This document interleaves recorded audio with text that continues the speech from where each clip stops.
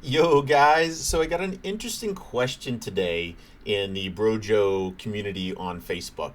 And we're talking about work situations, working for yourself versus working for the man, working for a business, a company. And one of the guys in the discussion said that he couldn't envision himself working for anyone else, that any situation which involved having a boss and having a company and having like a 9 to 5 work schedule, weekdays, that kind of thing, was never going to be appealing to him in any situation. Now, many of you know my history. I've been an entrepreneur since I was probably 14. Started my first kind of software company. I pretty much only ever worked for myself, other than some short periods of time. I worked for Sony for a while, from 19 to about 21. Worked for a small phone company at the same time. These were like part-time jobs while I was at university. Um, I've worked with consulting firms, but as an independent. So I'd work through their, I'd have a boss there, but I'd be working at the client's site with their brand and approval, but getting paid hourly, for example, as a contractor. So I had all different kinds of working relationships. And this is the thing, I've worked for myself in completely one man one man business situations, just me, nobody else.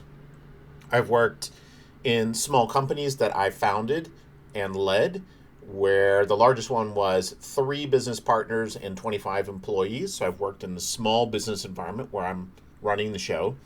I've worked for companies like Sony. I've worked through companies like Spherian International, which is a big international consulting firm. I've consulted to companies where I'm working for myself, but I'm at someone else's office with a cube.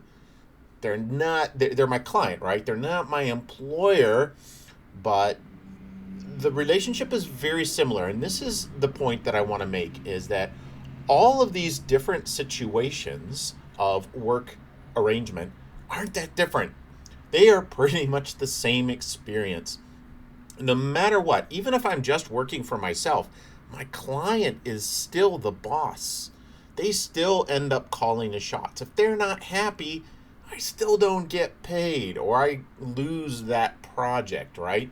That in any business that I think you can possibly find in the world that involves other human beings, either working with them or working for them, or if they are your clients or even your suppliers, if you're working with other people, you are going to have the same dynamics form. There's a giver, there's a taker, there's agreements, there's contracts, there's exchange of value. That's the nature of work. That's the nature of business. That's the nature of society in general. So I think it is very limiting and unhelpful to have the to imagine that working for yourself is better. I still work for myself right now. I'm sitting at my desk at home programming educational systems and running Brojo and doing a whole bunch of other things, running my Japanese drum team. And this, but the situation of being here doing those things is not that different experientially from me walking into an office and doing the same type of work there. It's just a little bit of change in the environment, maybe who I interact with, but the experience is the same. I've still got somebody that it has expectations of me. I've still got to deliver those expectations if I want to get money from them in as compensation for my work. I've still got deadlines. I've still got the potential for failure. I've still got sales processes. I've still got confrontations. I've still got the potential for conflict. I've still got teams, although they keep changing who I'm working with for what purpose, doing what. Um, I really want to stress that. I really want to stress that however your work situation is, you're going to have the same basic ingredients. There's very, very little difference in working for yourself. The reason I like to work for myself is I get 100% flexibility, pretty much 100% flexibility on what I work on. So I get to work on projects that I like, that match my values, and I can pretty easily say no, no thank you, to ones that don't.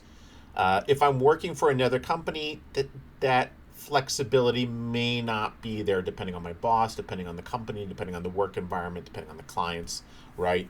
And I don't like being pushed into working on something, contributing my time and brain power and creative effort to something that ultimately I think is a bad idea.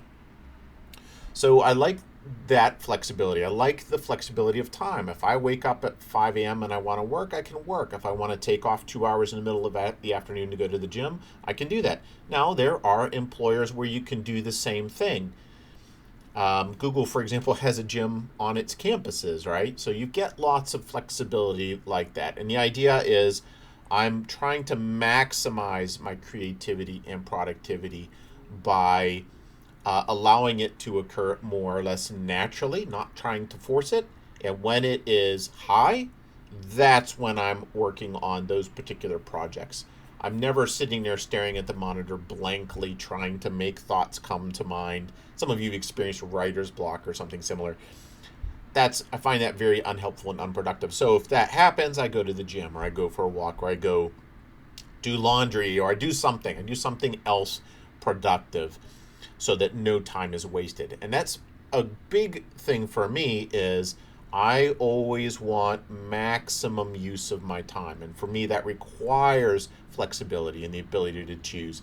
If I'm in a 9 to 5 weekday job, um, that becomes a challenge because that time is locked down, and that may not be the best time for me to be doing that thing, which makes me both inefficient there and inefficient in other areas of my life. And the thing I've learned is time is precious. So being able to spin multiple plates for me means I need complete versatility in the ability to choose which plate needs more attention at any given moment. And that's why I work for myself still. But there are downsides. The biggest downside is I have to do everything. I have to be the sales guy. I have to be the accounts management guy. I have to deliver the product. I have to be QA to make sure that the product quality is great. I got to be support later and ongoing. I have to do our marketing and our advertising and everything for every one of the businesses I run. That's a lot of stuff to do. Now, not only does it take a lot of time to develop those skills, which is a big consideration, right? But some things I'm better at than others, and some things I like better than others. The advantage of working for a company is someone else is doing sales. That's not my thing, right? Or someone else is doing testing. I'll write the software and then they'll tell me where it broke, right? Which is in many ways a huge advantage, is being able to specialize in your skill and develop it to the max. Whereas I have the problem of this has to be done, that has to be done, I've got to do it all, right? Um, I think at the end of the day, the goal is to find something that you like where you feel fulfilled. A career, a job, it's kind of a small temporary part of your life. It takes a lot of time, but it is not what defines you. So if you feel this kind of angst around your career situation, I think the question to ask is, why do I place so much importance on this? Um, I think it's much easier to say, to start with, what do I enjoy? What's important to me? What do I want to get better at? And then find a way to turn that into a job, even if you start off in a very half-assed skill level. So as an example for the discussion online, the discussion was around an acting career, and the challenge was, I'm not a professional actor yet. I don't have the skills. I kind of want to be a musician, but I'm not a professional musician yet. How do I make income doing the things I love when I can't quite, I'm not a professional in those things yet? I'd say start anywhere. I think it's a great idea to start with the realization that these are the things I love. In this case, it would be acting, music, DJ, perhaps songwriting, right? There are all these different things, maybe script writing. Find those things And then just start looking for jobs where you can develop those skills and experience doing that and get some money for it. And even if you're not good at it, bring yourself in as an assistant. Be a paper runner, be a proofreader on scripts, be a what's it called, a key grip, the guy who moves the cameras around on stage, so you can see acting in progress, you can see filming in progress, and you can learn about the whole process, the whole environment, make contacts, develop your skills, learn from people, just get yourself in the environment. Now, the reason I think that this perspective is so important is that imagine trying to become a professional actor all by yourself. There's nobody to learn from if you're not surrounding yourself with people who you can learn skills from and learn techniques from and just observe them in action.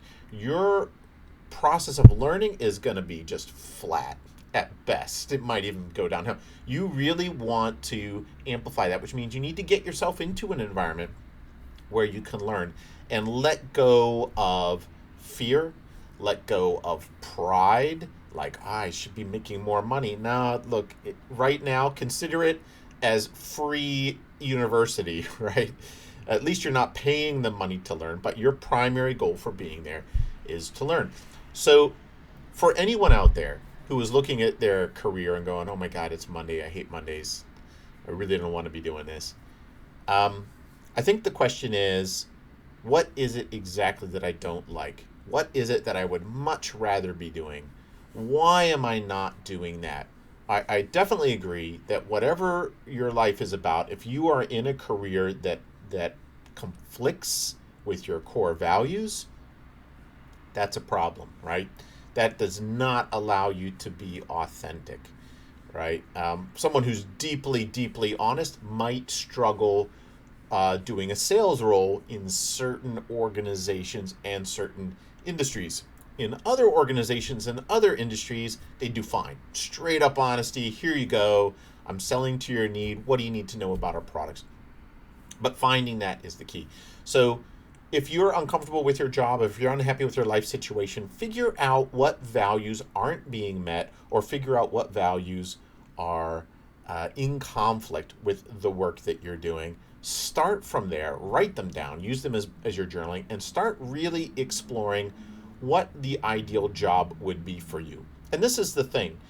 You might hate your job, but that is a great starting place. You're making some money and you have perspective. You're in a work situation in which you can look around and say, what is it exactly that I hate?